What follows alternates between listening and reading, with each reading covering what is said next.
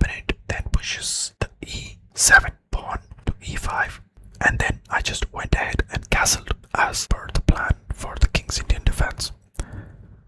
And my opponent responded with the white squared bishop to f5, eyeing on my c2 pawn. I went ahead and just pushed the d2 pawn, and I've placed it on d3 just to cover more area in the center. My opponent gets out their knight to f6, just a usual development. I respond with h3 to avoid the white squared bishop getting close to my king, and also in an attempt to plan the g4 move next. My opponent gets their queen in line with their white squared bishop, double attacking my pawn right here. And as planned, I went ahead and moved my pawn ahead. And now their white squared bishop is under attack. And to my surprise, they went ahead and captured that pawn with their knight, which means they have literally sacrificed their knight. And the reason why they must have done that is, once I take the knight on g4 with my pawn, they can double attack that pawn and eventually get closer to my king. This is what they thought. But I had other plans. So I captured the knight, a free knight, and they recaptured, of course, with their white squared bishop. And this is probably where they realized that their plans are not going to be working, because I got my knight back to h2, straight away attacking the white squared bishop. And of course, the white squared bishop could come here, but even that does not do much. So our opponent tried that anyways, and that didn't do much. I just continued with development, covering more area in the center. My opponent captured the pawn, and I simply recaptured. My opponent got their queen on the e file, maybe with plans to cover this diagonal, but I simply got my queen out in order to have more coverage in this area, since their plan was to attack here, and since they have this bishop here, and I got the queen here in order to attack the bishop as well. And my opponent just went ahead and captured my white squared bishop, and of course I recaptured with my queen. Now look at the position.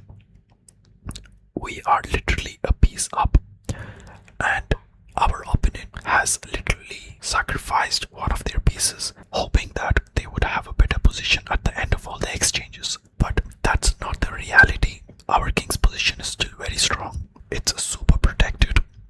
And let's see how our opponent carries on with this game. They get the knight to d4, eyeing on this pawn.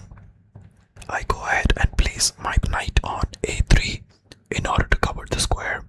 However, our opponent captures our knight with their black squared bishop, which I did not notice at all, but it did not matter because I could simply recapture. And now, as what we thought they would do earlier, they went ahead and captured our c2 pawn, threatening to capture our rook. And a simple way we can just avoid that is by moving the bishop away, the black squared bishop away, so that this rook is being protected by the other rook. And now the opponent has nothing much to do, so they went ahead and captured the rook anyways. Maybe our opponent was just frustrated that they had lost a piece, and in that frustration they just continued exchanging pieces. Then they went ahead and castled, and I continued marching forward with the queen, capturing pieces, and a direct attack on my queen while giving a check to my king. And that only means one thing, which is I have to capture the queen. And so I did, and they recaptured. And at this point I'm like, wait, why is my opponent exchanging pieces? I mean, my opponent is supposed to not exchange pieces since they're down a piece. Never make this mistake, guys. When you are down a piece, you need all the advantage. When you are down a piece, do not allow exchange of pieces, because that just makes your situation worse. I go ahead and capture the pawn at the center of the board, and my opponent immediately attacks my bishop, and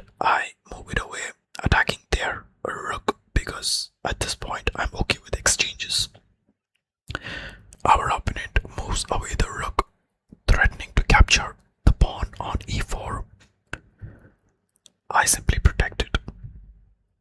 And then they threatened our black square bishop once again, and I simply protected with the knight, and then our opponent went behind our pawns, which are literally stranded on the other side of the board, since all the action was happening on this side. And I didn't bother protecting it because we literally were one move away from checkmate.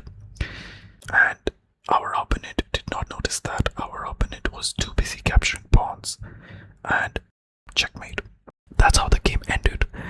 And like I said, it's a bit of a strange one. Maybe our opponent just lost their cool because they lost one piece at the start of the game. That's not the way to go, guys. In fact, when you are a piece down, you must try harder.